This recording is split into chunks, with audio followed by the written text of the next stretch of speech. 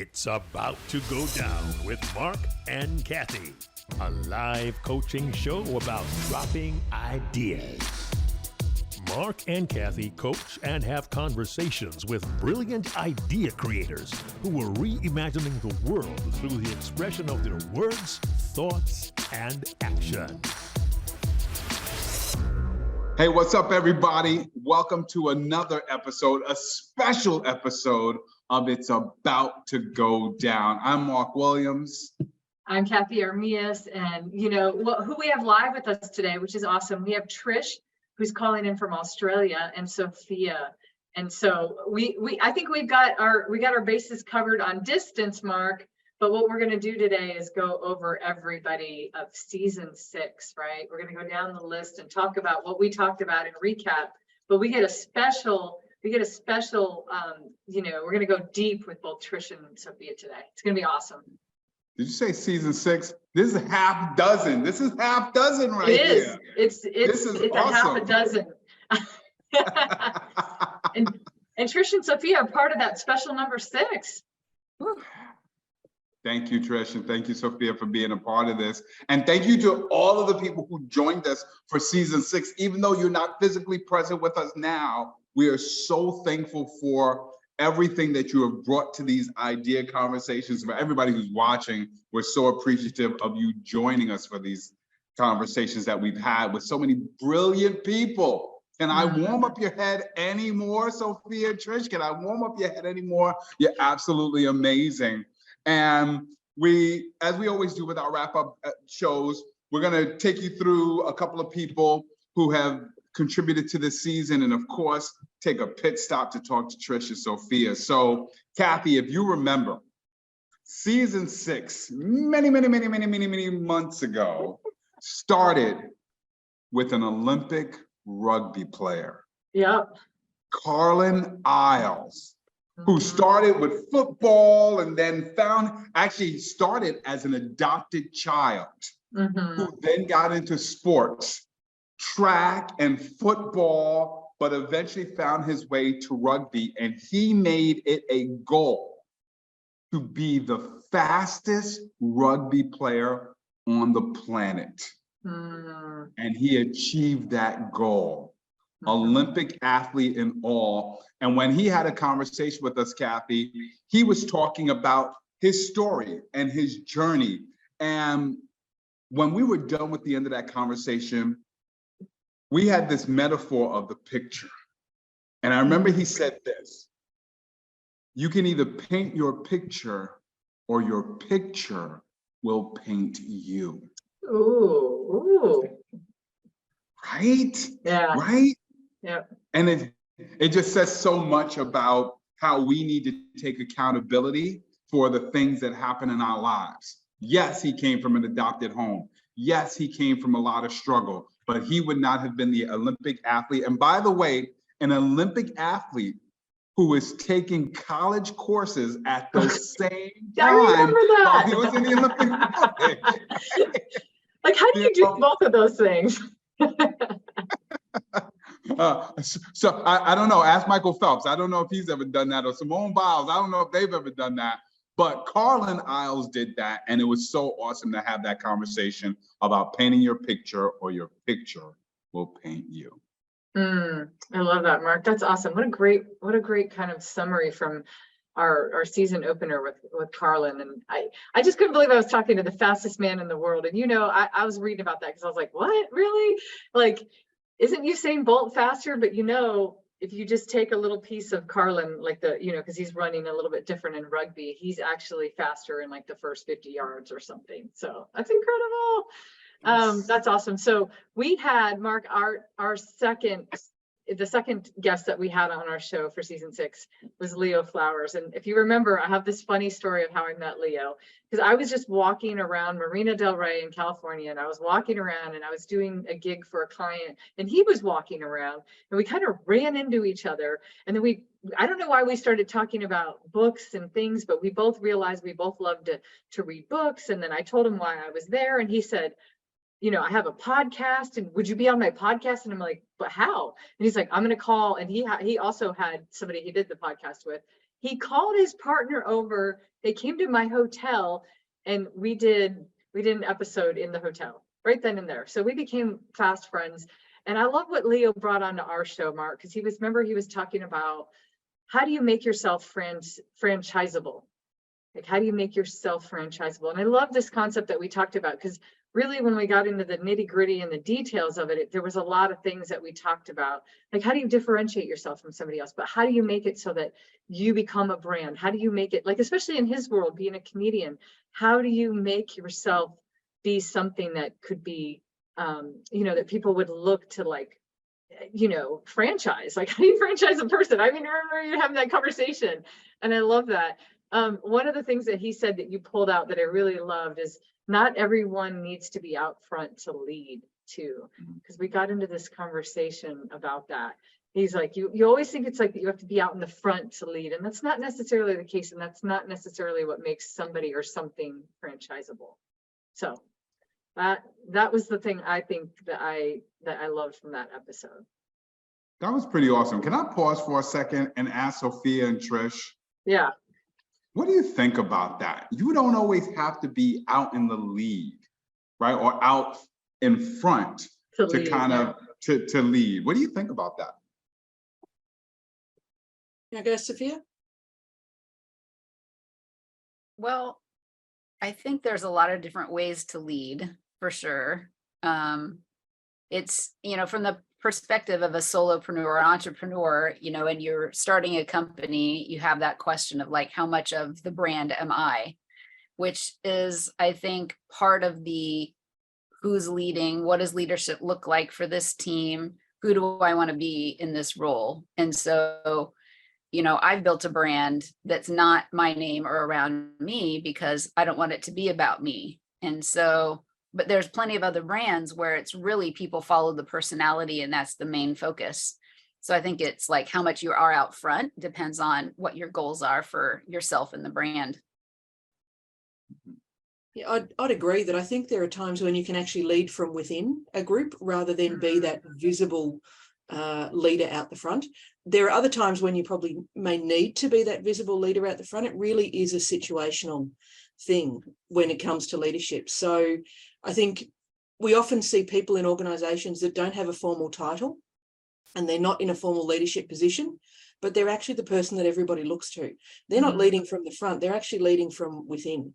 And they're really important people in an organization if you're working with them as well, because if you want to implement change, then that's the person you've got to convince. When you convince that leader from within about the change, they bring everybody with them.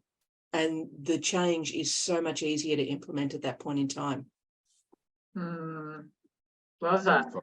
Love that as well. Love that. Yes. I love that. I think that they would have really enjoyed that conversation with Leo. Because he kind of had the same sentiment about something.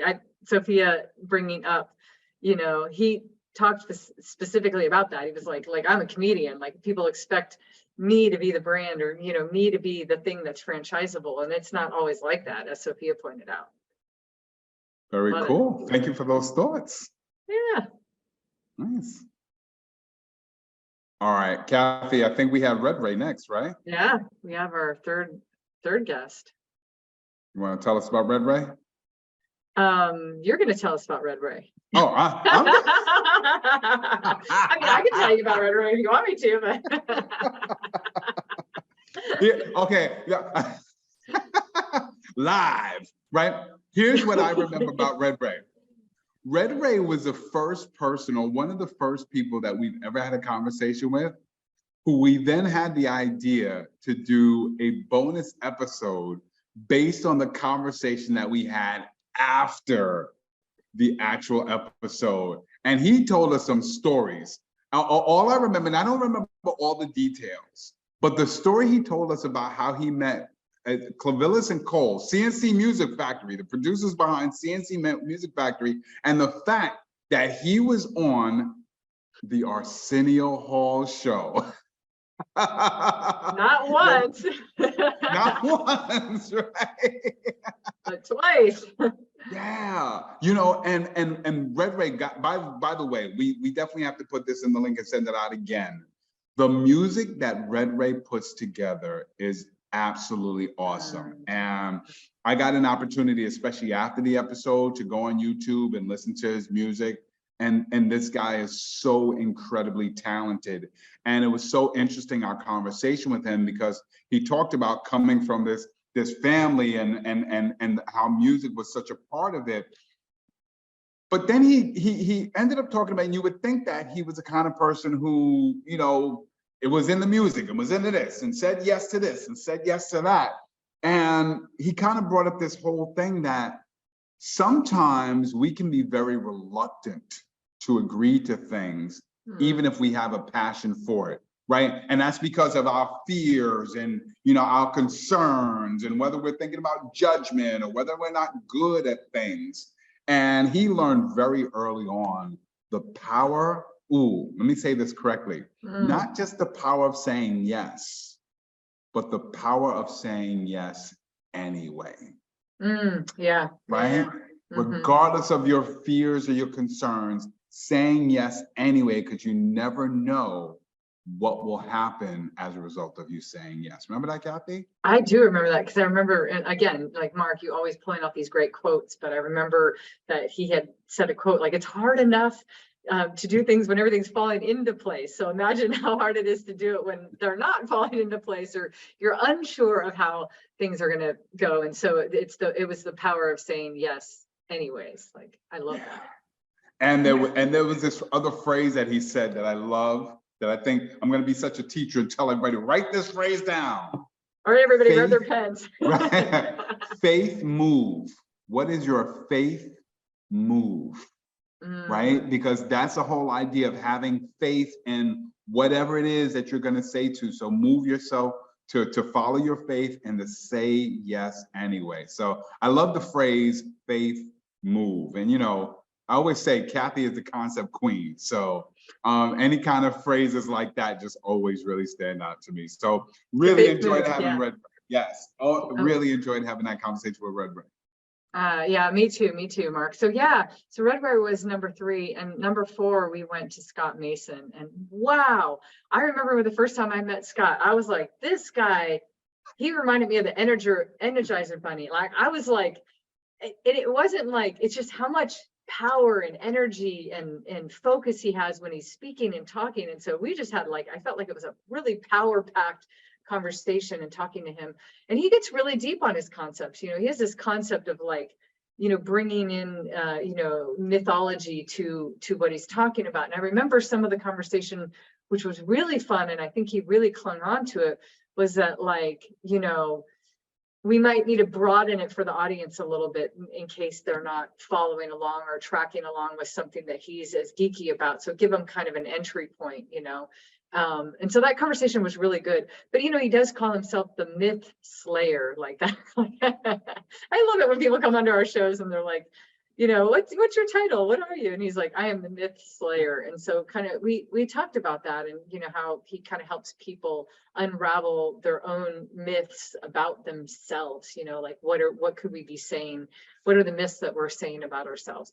And going back to quotes, because I love this. You always pull out these great quotes, Marc. I give you all credit for these. You always hear that thing that somebody says, you know. And, you know, one of the things that Scott said that I thought was pretty cool was, how can you see the light when you've forgotten what it looks like? How can you see the light when you've forgotten what it looks like? That's a great one. And so he gave us 5. This is a great one, y'all. Anybody watching, he ran through 5 toxic myths that most people have about themselves. And so it was pretty cool. It was. So I can't tell you what those are. You have to go watch the episode. That's where it's at. Like, yeah. And when you watch the episode, there's a question that came up towards the end. And Cathey, this is why you and I love this whole coaching process, because sometimes, Trish and Sophia, you'll probably remember this. Sometimes there's just a word that you say or a phrase that you say, and you may not think much of it, but it keeps popping up. And for Scott, the word that kept coming up was magnetize. And he had not really, it was just a part of his vernacular. He didn't really put any particular emphasis on it beforehand. But then as we were talking about it, it turned into not just only a word, but the main word in the question, which was, what are you magnetizing in your life? Yeah. And that was powerful because he said life is not attracted to you because you attract life. Oh, so you pulled out another one, Marc. Told you I did my homework, Cathey. I did my homework. Wow, that was great. I remember that. That was awesome. All right, I'm gonna put Trish and Sophia back on the hot plate and the hot seat. Okay. Hot seat. What are you magnetizing in your life? What are you attracting to your life that is good right now? I love that. Such a great question. I think for me, it's enthusiasm in other people. So I'm very passionate and enthusiastic about what I do, and that is attracting others that feel the same way in my field. And so starting to really continue to build that coalition of people passionate about communicating in process safety. Love that. Yeah, I would say something similar. I feel like I'm attracting a lot of great energy, people with really great energy. And so, yes, passion and enthusiasm, but also there's something about it dedicated or committed, or like they're on a mission, on the same mission. So like, I feel like I'm attracting my tribe or more of my tribe. Love it. Yeah. Sophia, I'll tell you what you are attracting. Yeah. You're attracting words like dedicated and committed. And here's why I know you're attracted to these words, because I got to tell you, since we had our conversation, I have turned certain good things that I thought I was doing into good things that I was doing more often, right? You have helped me to transform good things into good habits. So, Sophia, tell us, because Trish might have seen the episode or not, I don't know, but tell us about what you were talking to us about and what have you been doing with your ideas since we last had a conversation? I can't wait to catch up with you on this. So to backspace, or like to backstep just a little bit, we first started talking about, what's the difference between wellness and well-being, and why should companies and workplaces make that shift? And then that segued into this exploration of, what are we doing wrong as individuals? What are companies doing wrong? And we came up with this collectively, this awesome term, I think mostly Cathey, which was superficial cycles. And so is it a superficial cycle? And so initially it was interesting in our conversation because we came up with this, okay, what are we doing that's superficial in terms of what are we expecting great outcomes, but it's too shallow, or for some reason it's not the right thing, or as we identified, not often enough. And so Marc had shared this morning meditation habit that he has, and looking at, well, maybe that's not often enough. And maybe that's why it's superficial. So I'm excited to explore a little bit further. I started thinking about that a lot more, and thinking about what we were talking about, how the things that we all three brought up. And so, like Cathey, what did you bring up? You brought up, where's my notes? What was your example? You were losing sleep, but I was like, oh my God, I do a lot of superficial cycles. So you were doing some great self-care. And so that's awesome. But sleep was suffering. So I was just, and then also thinking about the ideas that we were talking about, those things I would say are not superficial. And here's why. I feel like they are small steps that are really important, that are a part of the big picture. And so it would be superficial, Marc, if you were, in your 10 minutes of meditation and then snapping at your kids to be quiet so you could meditate. That would be superficial, right? Not actually getting into this Zen mode of like, I'm starting my day with a positive, relaxed, focused mindset. That is great.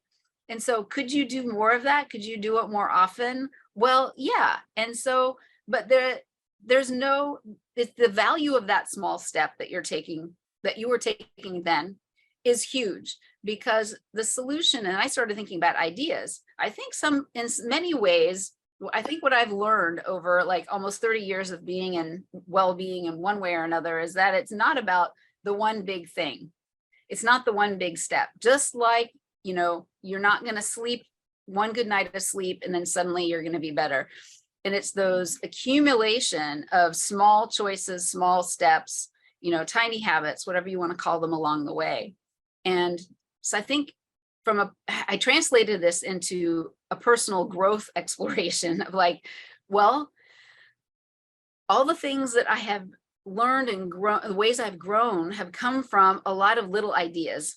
And so not necessarily was there one big idea. So like, there's not only one TED Talk that sweeps all the other ones off the table. It's all those little ideas. And if we can implement small steps and small ideas to make little shifts, that will eventually make a big impact if we keep doing that.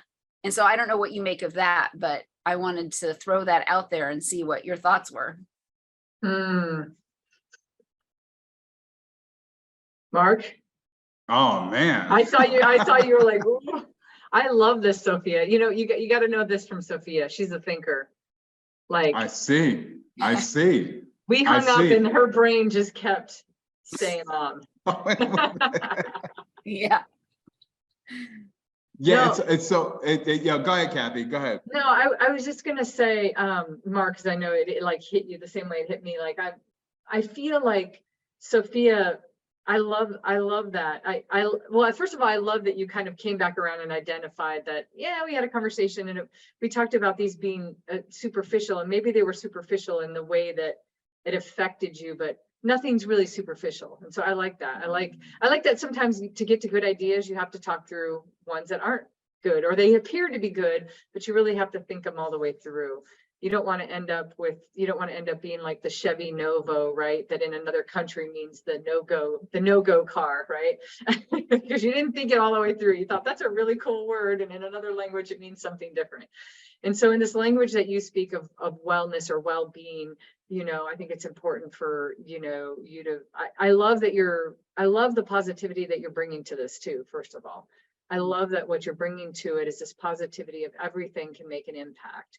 And, everything can spark a habit, anything can transform your life. And I don't know, I really like that. And I love this analogy. Like, to me, it's funny, I'm a TED coach. So when you said, there's not one TED Talk that can sweep all the rest, I was like 100,000%, right? There's all these ideas in the world. And, it's why Mark and I have a great time on this show, because we'll hear something and it's so different from what the next person will talk about, and the next person, and all of these ideas have value. So I like that as well.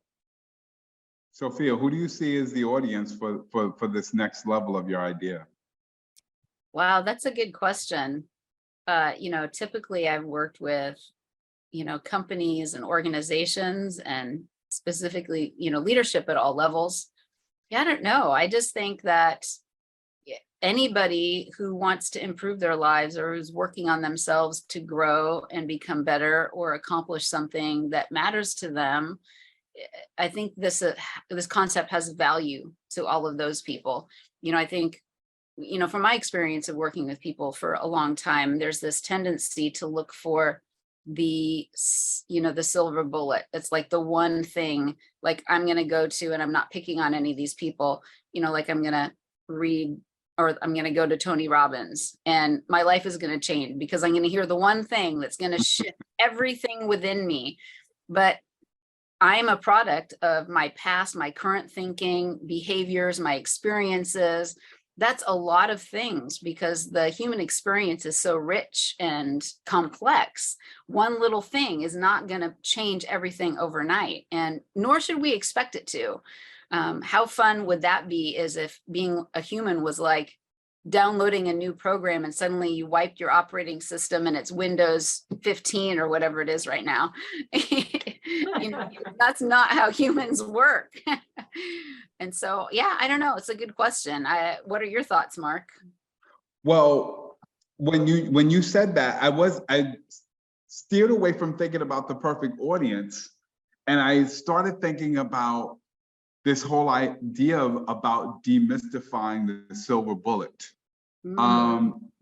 Because it's interesting, you're right. I think as humans, we get it.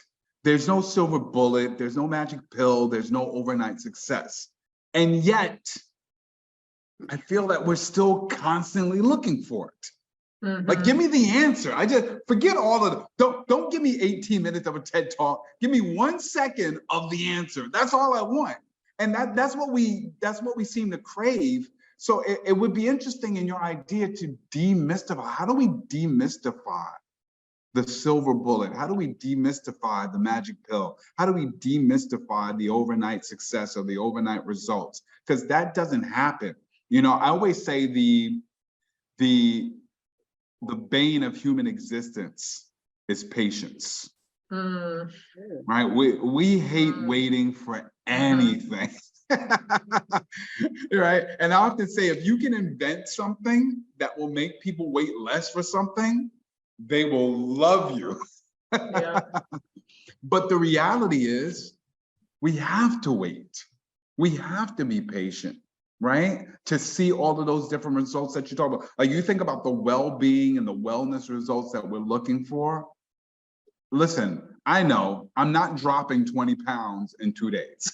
That's not happening. But I sure enough went to the department store and bought that bathing suit because my vacation to the beach is next week, right? So so that's what I love about what you just shared, is this whole idea about demystifying the silver bullet, the magic pill, and the overnight success. People need to hear that. I like that.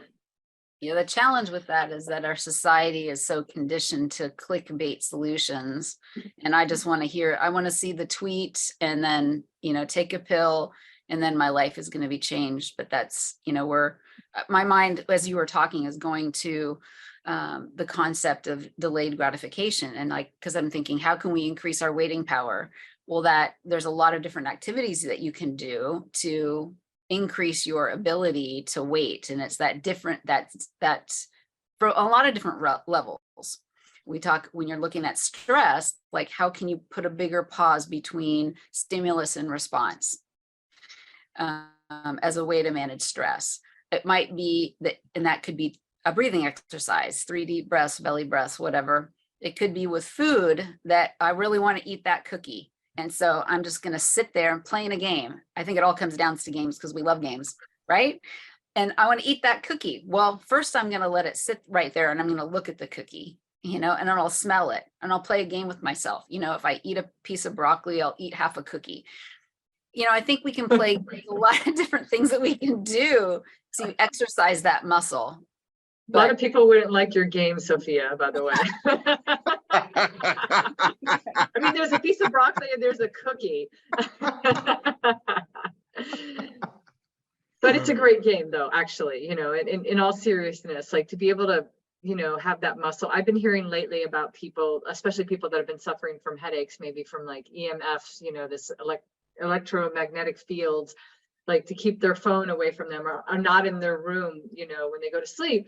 And then in the morning, just trying to like wait 1 hour before they ever touch their phone, which seems like 100,000 years. And yet it's the thing that we all suffer with the most, is like, you know, being connected to screens and, you know, always charging batteries and whatnot. So it's a valuable, I think it's a really good, valuable lesson for so many other things to just practice one discipline like that. By the way, I love the phrase increasing your waiting power. Yeah, that is really good. Right? And the fact that you've empowered the process of waiting, which is what we don't necessarily have the power to do. So I hope you wrote that phrase down. That was a really good one. No, it's really awesome. Sophia, I thank you for, you know, what a great comprehensive, like, come back around to what you've been thinking about since we last talked. That's really good. And I love that about you. I love that that's even what you did with your company. It's why you changed the name of your company. Like you're always in this process of betterment. And I love that about you. And your clients reap the benefit of that in high measures. No pun intended on True Measure, by the way. Hey, I did also want to check in. How's the broccoli challenge going? Yeah, the broccoli challenge. Mark, how's it going? All right.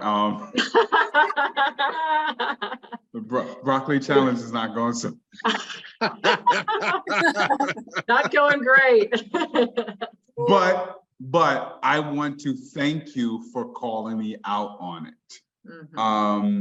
Because that's what we need sometimes, right? I always say that my youngest son is the broccoli champion in the house. You know, when we decide we want to go out for Chinese food, he doesn't get chicken and broccoli, he just gets broccoli, right? So I've dipped a little bit of broccoli in some of the meals, but I haven't done enough. I haven't measured up. So thank you for re-challenging me, and we will check in again on my broccoli challenge. Sounds good. I can't wait to hear how it goes. Yeah, me too. Me too. Oh, the shame, the shame. Oh, the broccoli shame. So here's the thing. That's the thing with superficial cycles. It's there's no room for shame. There's no room for shame in any of this, because any learning, every opportunity is an opportunity to learn. Like there's no such thing as a mistake. It's an opportunity to learn. And we don't learn unless we reflect on mistakes. And so there could be a darn good reason, like you haven't been eating broccoli. There's other things. There's so many things going on in our life. There's like no, and we already make ourselves so wrong as it is. Let's, we don't need to beat up on ourselves anymore. It's like, hey, oh yeah, I remember that was a great idea.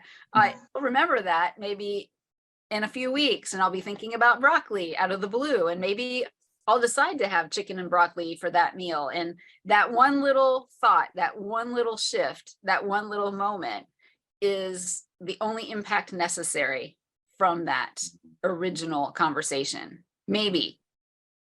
Well, Mark, it's because you're eating so much cauliflower that you have no room for broccoli in your life. I mean, clearly. You got me. Right? I got you. Oh, Sophia, thank you. Thank you. So, I'm going to move on to our next guest because we got to get to Trish. I'm excited to hear where Trish landed. Sophia, what a great update. Thank you. Our guest who is guest number 6 in the sixth season, the 6th episode was Jeff Davis. Now, Jeff Davis, I think somebody at one point had called him the Muhammad Ali of mental health. Isn't that right, Mark? Yes. And, when I first met Jeff, what a kind-hearted soul. One of the things that I loved from him is like, when he started telling us about his story, of, thinking about ending his life and all the mental, health challenges that he was going through, and maybe how ashamed he might have been to share his story, and not wanting to share his story, not having that personality of like, yeah, I want to just go out and share this story with everybody, but then really understanding the only way to make a change in somebody else's life, or to maybe help somebody that might be in that same place, is to share your story. And so we had a great conversation with Jeff Davis on the power of sharing your story. And now look at him. I mean, he's so successful at sharing his story. I mean, TED Talk and book, and I always think, Mark, I don't know about you, but when we have conversations with people, one of the things that I think is many times when people are on our show, I'm like, oh my God, I love that you're out there doing that work. I personally wouldn't have time to do all the work that everybody that we talk to is doing. I mean, Sophia is doing great work. Trish is doing great work. Jeff is clearly doing great work in the world, right? And I'm so grateful to have people out there that are willing to step out of their comfort zone and to share a story like that. But his whole message was to inspire us to share our own story. And Mark, you have a special connection to him because you met him. So tell us a little bit about that. I met Jeff in 2014. We were both in Toastmasters International. We had both advanced to the semifinals of the World Championship of Public Speaking, which for the first time ever was being held outside of the United States in Kuala Lumpur, Malaysia.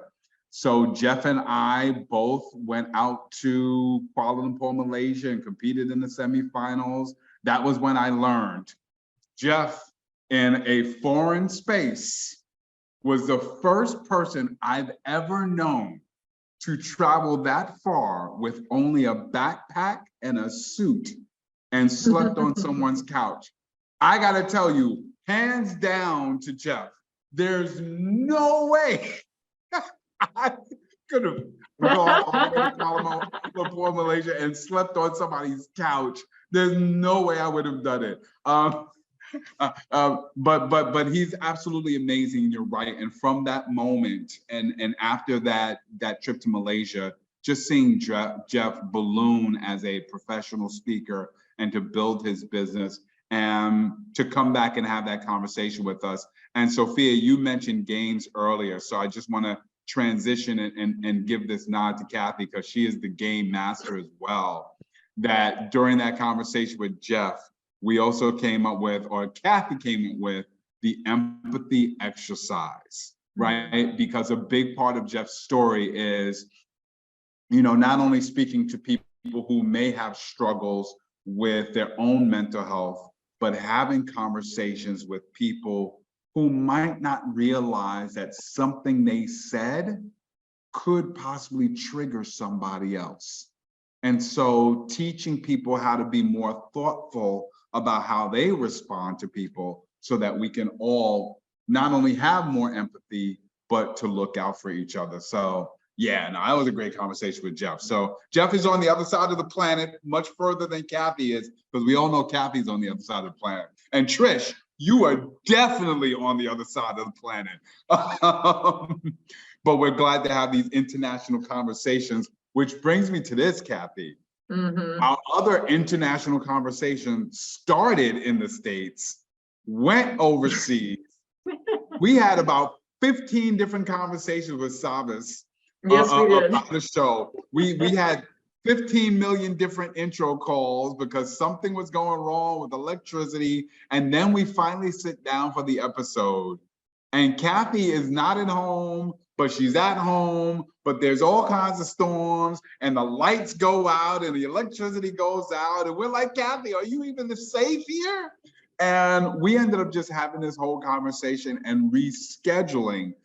Savas is actually one of our first part 1 and part 2 episodes, because the conversation was really great. And what I loved about the conversation was it was an idea about ideas and how ideas even move forward. He's in the industry of film and documentaries, so he really knows the story and the life behind ideas. And one of the things that I really enjoyed that he said was that sometimes an idea just needs a subtle shift. All it may take is a subtle shift. There's no such thing as a bad idea, but you need a subtle shift to make that idea reach millions of people. And I love what he added to that. And he said, brilliant writers need brilliant editors. So we always need somebody else to listen to our ideas or to look at things, because they'll catch things. They'll catch things and teach us about that subtle shift we need to make an idea go from good to great. That's what I loved about that conversation with Savas. Yeah, I love that. And Savas and I had that interesting, we talked about it. So for all of you who are wondering what Marc is talking about with the storm, my electricity went out when we were getting ready to start the episode. And then I sat in the dark holding my cell phone the whole time. I think I was sitting on my windowsill, so I was getting a little bit of natural light. But our conversation just went on for like almost an hour, I think. And, I met Savas because I was working as a marketing director for a company, and he ended up doing a TV show on what the company I was working for, industrial shredders. And so we talked about even how we connected and how Marc and I are pretty much doing the same thing that a Hollywood producer is doing, which is the same thing that an author would be doing of a book, the same thing that Trish is doing, basically the same thing that Sophia is doing, right? It's like taking an idea and doing something with it. We're all doing that in our work. And so that was I love that we had a talk an idea about ideas. Like our conversation was an idea about ideas. And so that was really great. Really great. Savas had 2 episodes. So check those out. One of them was in the dark. And he was in Atlanta at that time, and then he went back to London. So, but Trish Kerin, we had Trish come onto our show because of a mutual friend that we both know, or somebody that we met. One of my friends, Liz, introduced me to Trish and her work, and was like, you have to have her on your show. Like I remember her messaging me like she's incredible. She's an engineer, and she's talking about something so unengineered, but yet engineered at the same time. Like, right? How does that all fit together? Trish, tell us a little bit about your idea and what we talked about and what you've been doing since. Okay, so my idea is called the platypus philosophy, and it's a way for us to approach looking at what are weak signals in our life, that if we don't deal with them and manage them, they can go on and become an incident or an accident at some point into the future. So it's about creating more safety by preventing accidents, by recognizing it before it happens. And the challenge we've got is that as humans, we're generally not very good at seeing weak signals, and certainly not very good at analyzing them. And it applies across engineering and process safety, which is my field of engineering that I work in. But it also applies more broadly across everything in life. And I think that really came out in our last conversation, where I started to recognize some of the more broader applications of this whole idea and where it can go. So when I came on, I had just released a book. So I have my little book that I have released, The Platypus Philosophy. It is it's selling quite well on Amazon still, which is fantastic. So people are engaging with this idea. And since our conversation as well, I actually had a chance to speak publicly about the platypus philosophy and do some public presentations on it. And I think I've done around 8 presentations on it by now. So it's all of a sudden it's one that's become really, really popular. And it really has grown a life of its own. Our little platypus, and I do have my little platypus that I take everywhere with me as well. The platypus has grown a life of his own. And he even has his own passport now because he travels so much. And he appears all over the world and pops up where you least expect him. And so that's fantastic as well. And I've now got people that are so invested in the platypus and where the platypus is and what the platypus is doing, that it is really starting to create this interesting traction. Trish, I love that. It's so funny how you can have this great thing and like everybody's like, but we want to know where the platypus went. It's just that actually kind of shows you, maybe goes back to what we were talking about with Sophia, with some of our like attention spans. And hey, you know what? Whatever the hook is to get people to be interested. I would love for you to tell everybody right now, because I remember when we talked about the weak signal. Could you talk about that a little bit more? I thought that was a pretty cool concept. Yeah, so a weak signal is what's seemingly unconnected data. It's just noise in the background most of the time. And often we just don't even see what they are. They just sort of appear and then they quickly disappear again. We don't really pay any attention to them. So it might be an alarm going off in a workplace. It might be in your car. It might be the check engine light that pops up and then it goes off and you think, oh, well, I don't need to worry about it because it's gone off now. But actually, was it telling you something really important at the time? So it's around recognizing and understanding what some of these little ideas are. They're that unusual thing that happens that at the time you might actually think, oh, that was a bit strange. Or at the time, you might even not actually even consciously recognize that it happened. But if we sit back and reflect and just, at the end of each day think, so what strange thing happened today? What unusual thing occurred? We might actually be able to bring that to the forefront of our mind and think, oh, that actually was unusual. I need to understand whether I've seen a duck or a platypus. So I might have, the weak signal that I glimpsed might have just been the bill of the platypus. And so you might think it's a duck because it's a duck bill. You might think, okay, that's a duck. I don't need to worry about the duck because the duck won't hurt me. But if it is a platypus can hurt you. So you need to actually go through the process of sorting the data and looking at it in a different framework to see if you indeed have a platypus. And if you do, you need to manage it, because if you don't manage it today, it'll hurt you tomorrow. Wow. I love how tightly you compacted that into too as well, Trish. Like I can definitely tell you've been speaking on it for sure. Yes. It's really good. And I love Mark. Mark pulled out one of the quotes that you said too, Trish, because one thing that I think Mark and I both found out about, I think Mark found out about a platypus just in general, right? Like Yes. you know, I just like like we were talking about it, but I love that, you know, the platypus had the bill of a duck and then the tail of like a beaver. Is that right? Is that right, Trish? Yeah. And you said, and the quote that you said is like the platypus is proof that the unlikely can happen. Because at first people didn't even believe that the platypus was a real, like Mark, he didn't believe it. So, you know. Yeah, I thought it was just a funny word that my friend used to use to describe himself as a DJ. DJ Platypus. Yeah, platypus. On that note, I got to tell you, as you summarize the idea for us, Trish, I started wondering, when people do start to see these weak signals, are there people who, and I'm going to say yes, because I've been in this boat, who don't speak up about the weak signal? So my quick story is, many years ago, way before my good friend called himself DJ Platypus, we were in a car, he was driving, he was the one with the driving experience, but we were driving somewhere late. And I knew he was tired because I saw him nodding off. Weak signal. But now we're in the car and I see him dozing off some more. Weak signal, but I don't say anything. And now he's on cruise control because he believed in cruise control.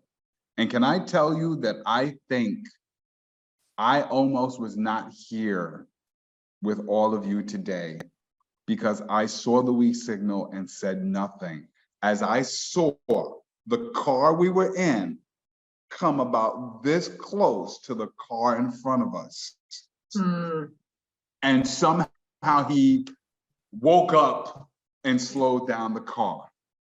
But I saw the weak signal and I didn't say anything. And not saying anything about the weak signal could have cost me my life.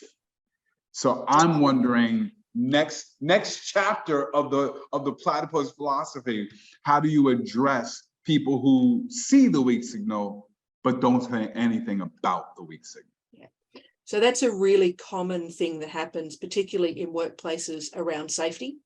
So people will see something that they think is a weak signal or that is absolutely beyond even the weak signal. And we're now into, this is an incident that is about to happen. And they don't speak up about it. They don't raise their voice and say, hey, there's a problem here, we need to do something. And I think one of the issues, there's a couple of issues here. One is that generally we don't reward people for being curious because it just makes more work for us.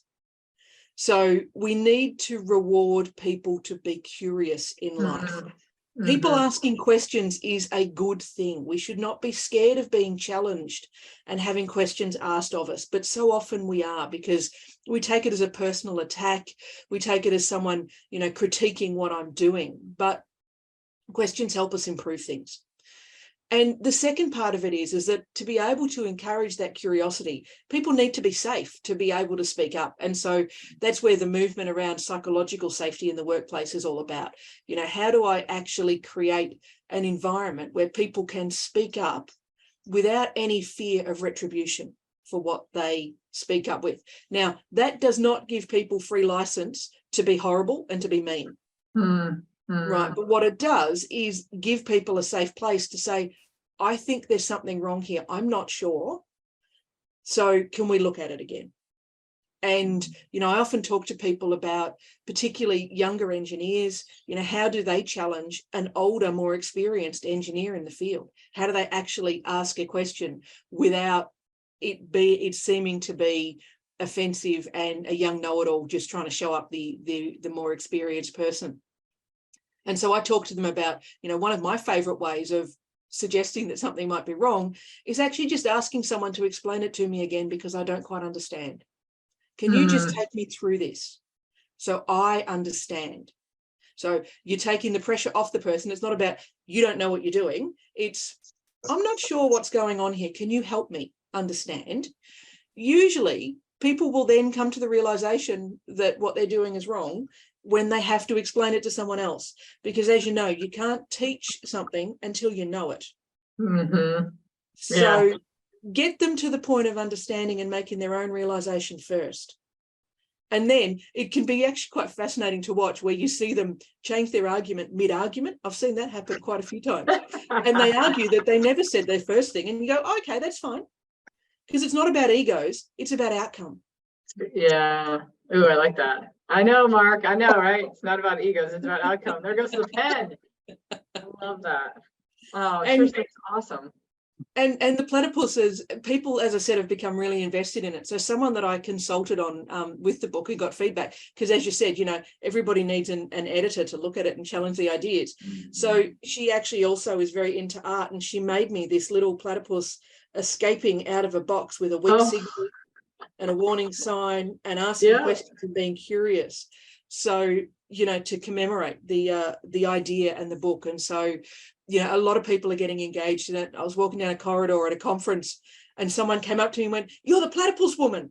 And I just went, yes, my message has got through. Yes, you remember the platypus. That's what it's about. You're going to think about that weird Australian lady that talked about platypuses. And at that moment, you're then going to think, oh, what is the weird thing here? What's that weak signal I need to look for? Love it. Anytime you can be known as something, Trish, it's really good. Yes. Awesome. Trish, thank you so much. And thank you for entertaining how you've taken what has now become multiple talks into a series. Awesome. And I love the quote. I got to say it again. It's not about egos. It's about outcomes. I love that. I love that. Even a summary about conversations produces more ideas. Love it. Well, Cathey, we had 2 more people to wrap up season 6. And the first of those last 2 was our good friend Linda Dulye, who always says, make sure Cathey and I know about spelling names correctly. Mm-hmm. Dulye is D-U-L-Y-E, right? And Linda, I met through a friend, through a former guest, as a matter of fact, on our show. And I went to her leadership retreat and we really bonded very well. And I loved how she came on our conversation to talk about conversations, because she considers herself a crusader for conversations. Mm-hmm. Because how many times can I say the word conversation? Because conversations don't happen enough in our everyday lives. And especially because of the pandemic and things of that nature, we're just seeing how uncomfortable people are getting with starting, holding, and even ending conversations. Mm-hmm. And I noticed that Linda had written on LinkedIn the other day as a response to her episode, one particular point that she really jumped on was the idea of the kiddie table.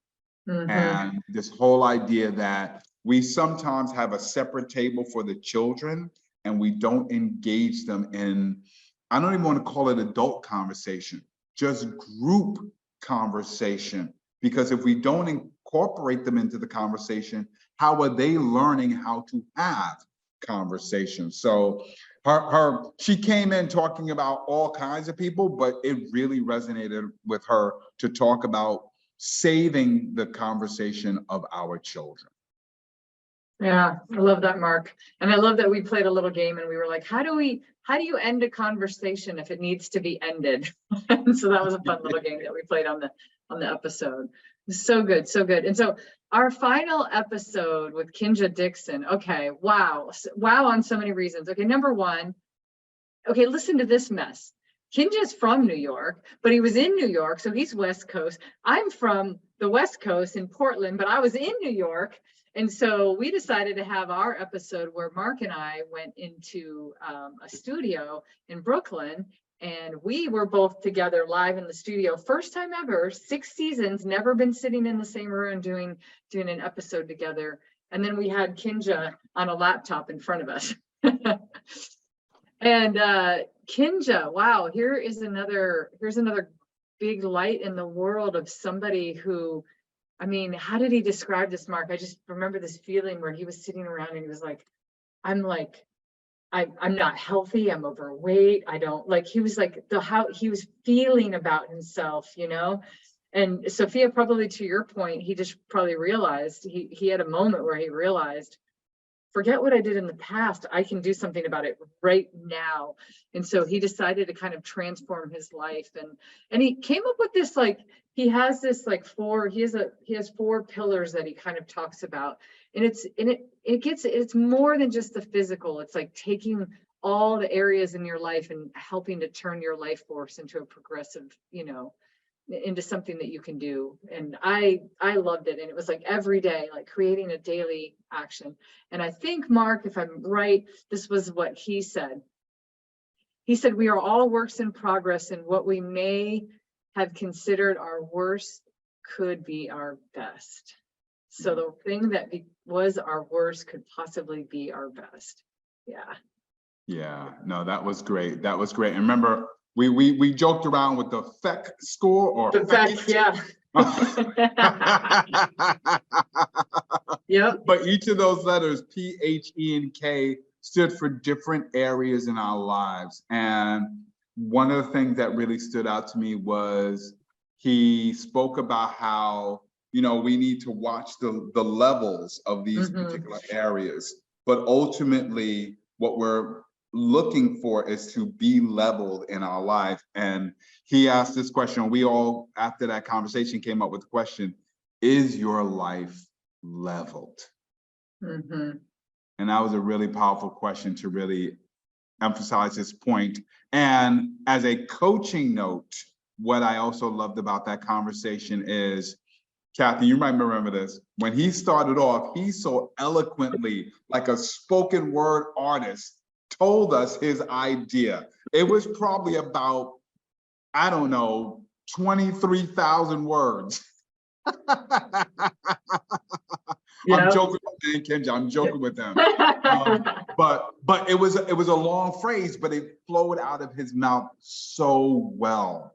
And by the time we finished the conversation, we were able to take that very long statement of an idea and chisel it down to something that would get people to open up his book and read more. Because he also has a book. We got authors here. So he also has a book here. And we just want more people to read his ideas. So that was Kinja, that was Linda, that's Trish, that's Sophia, that was Savas, that was Jeff, that was Scott, that was Redway, that was Carlin, and that was Leo, all in a half dozen of joy with my sister, Cathey Armillas, who I always say during this pandemic, there were a lot of tough things that came out of the pandemic, but one of the best things that came out of the pandemic was my good sister calling me and say, I have an idea, and me saying, I'm all in.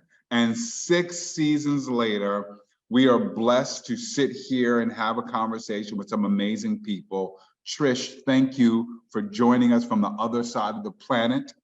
Sophia, thank you for joining us and challenging me to that broccoli. I'm gonna be on it, Trish, go ahead, you got something to say? No, just going to thank you for the opportunity. It's been great to have a conversation, and I got so much value out of it. So thank you for taking your time and sharing it with me. Thanks, Trish. Yeah. Go ahead, Sophia. This is such a great experience. It was fun on the first episode, and this recap has been amazing. And something that really stuck with me today, Cathey, is something that you said about how we're all doing great work. So many people are doing great work, and there's no way that any one person could do all of that or make that kind of impact. And to me, that just emphasized how important all the work is that all these great people are doing about these fantastic, amazing ideas. And so thank you both for creating a focus around this. Awesome. Thanks, Sophia. Definitely our pleasure. Definitely our pleasure. And to everybody who's watching, we look forward. We've had so much fun over these 6 seasons. We are looking forward. So we hope you look forward to season 7 of It's About to Go Down. More great idea conversations coming your way. More amazing people with amazing ideas coming your way. We could do this forever and ever and ever. We're definitely going to be doing it for a long time. Cathey, you know I got all the love for you in the world. And so happy you could come to Brooklyn for some Brooklyn pizza while you were here. I did. I got some pizza. Love it, love it. Well, listen, for everybody, just remember, as season 7 and an impending season 8 comes and seasons after that, if you have an idea, if you know somebody who's got an idea and you'd like to have that idea conversation with us, and so that you can not only share the idea, but come back and wrap it up at the end of the season, go to our website, It's About to Go Down Show. Check out episodes on YouTube and our various different platforms. All the time, every time. It's been an absolute joy. And we hope you join us next time on It's About to Go Down.